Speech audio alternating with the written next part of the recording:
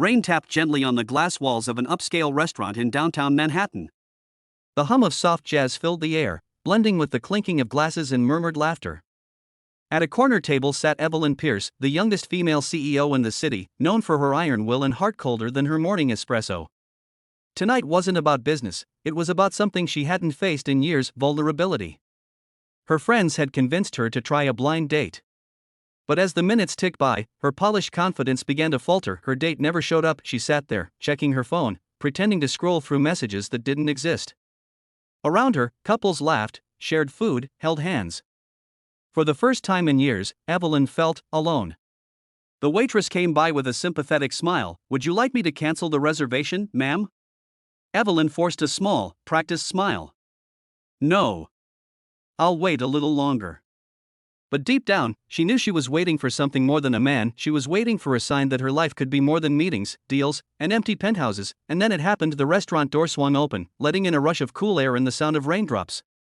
Everyone turned to look. A tall man, soaked from the rain, stood at the entrance holding a small girl's hand. She couldn't have been more than 6, her eyes wide and curious, her brown curls dripping wet. But she didn't say a word. The host frowned. "Sir, do you have a reservation?" The man looked nervous. "No, sir. We needed somewhere warm for a bit." His voice was humble, quiet, almost apologetic. Evelyn couldn't explain why, but she felt something shift inside her. There was something about the way he held the little girl's hand, gentle but protective. She raised a hand to the waiter. "They can sit here." The man hesitated but eventually led his daughter over. He smiled politely. "Thank you, ma'am. I didn't mean to intrude." "It's fine," Evelyn said, her tone soft but curious. "You look like you've had a rough night." He chuckled lightly. "Rough month, actually." The girl sat quietly beside him, clutching a small stuffed bear. She looked at Evelyn and smiled faintly, the kind of pure, wordless smile that seemed to reach into places no one else had touched in years. The man noticed Evelyn's puzzled expression. "She can't speak," he said softly. "She's mute." For the first time, Evelyn didn't know what to say. The CEO who commanded boardrooms and silenced executives suddenly found herself speechless before a silent little girl. As they talked, she learned his name, Daniel. He was a single father, once an engineer, who had lost his job trying to care for his daughter after her mother passed away. Tonight, he had taken her out for a simple treat after weeks of struggling to make ends meet. Evelyn, the woman with everything, found herself captivated by a man with almost nothing. Of the restaurant slowly emptied, and yet, she didn't want the night to end. For the first time, she laughed, genuinely laughed, as Daniel shared stories of his daughter painting on walls and building paper castles. There was no pretense, no ambition. Just life. Real, flawed, and painfully beautiful. When they finally left, Evelyn offered to drive them home. Daniel hesitated, but she insisted. In the car, the little girl fell asleep on her lap, her tiny hand resting against Evelyn's palm. And in that moment, Evelyn Pierce, who had everything but connection, felt something she hadn't in years. Warmth. The next morning, Evelyn couldn't stop thinking about them. She returned to her office, the same towering glass building that once symbolized success. But today, it felt empty. Board meetings, investors, charts, they all seemed meaningless.